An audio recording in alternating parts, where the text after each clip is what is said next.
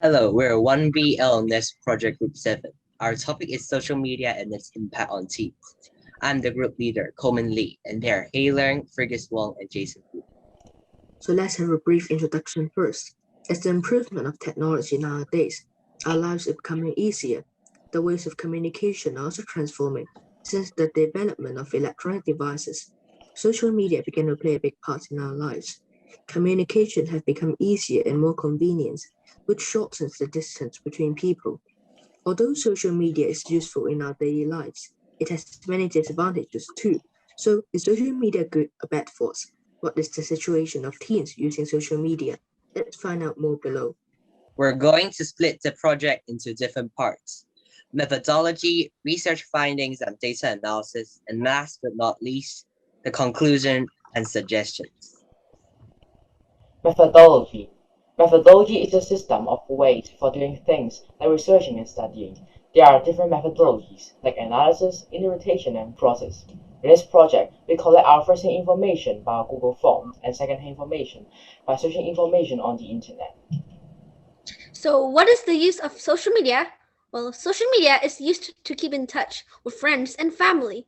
Some people use social media applications to network career opportunities, find people across the globe with like interests, and share their thoughts, feelings, and emotions.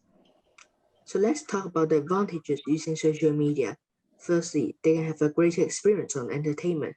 People who use social media to watch videos, play games, and chat with friends. Secondly, they can have a better relationship. People can communicate conveniently with each other. Lastly, they can get support. There are many resources for different usages. Also, people who get mental support from others. We'll also talk about the disadvantages. They'll have a poor eyesight. Looking at the screen for a long time is bad for people's eyes. Secondly, it may disrupt their learning. Many people use social media for almost 3 hours a day, which disrupts their learning. Lastly, they may experience online bullying. If social media users are too young, they may not know how to protect themselves online, causing online bullying to happen. As you can see, social media really launches a great amount of impact on teens in Hong Kong nowadays. In short, it has both benefits and fatalities to us, and the consequences may be terrifying. There are clear signs that social media may cause addiction to teens in Hong Kong. For example, many teenagers in Hong Kong spend their time scrolling the pages of different social media platforms. It may be a good way to kill your time, but with the proper use of it, teens can use social media without destroying their health and well-being. How does social media affect the mental health of teenagers? First, when teens are addicted to using social media, they may even use it at night, causing teens to lose sleep. Secondly, teens may encounter peer pressure, for example, changing the way they talk or more seriously doing bad things. Lastly, they may compare themselves with other people online and may make them feel jealous. So, how can parents help prevent teens from using too much social media? Well, firstly, they can set reasonable limits, like keeping their electronic devices away from their bedrooms. Secondly, they can monitor their accounts, like regularly checking on them. Thirdly, they can encourage face-to-face contact with their friends, which is even more important for teens with social anxiety disorders.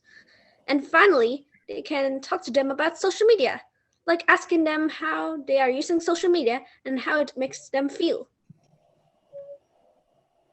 In a nutshell, social media and its usage by teens is like a double-edged sword.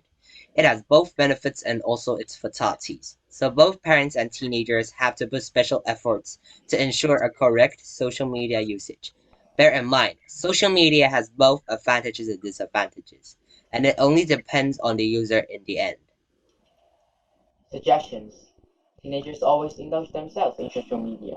Therefore, they should take a balance in reality and virtual world.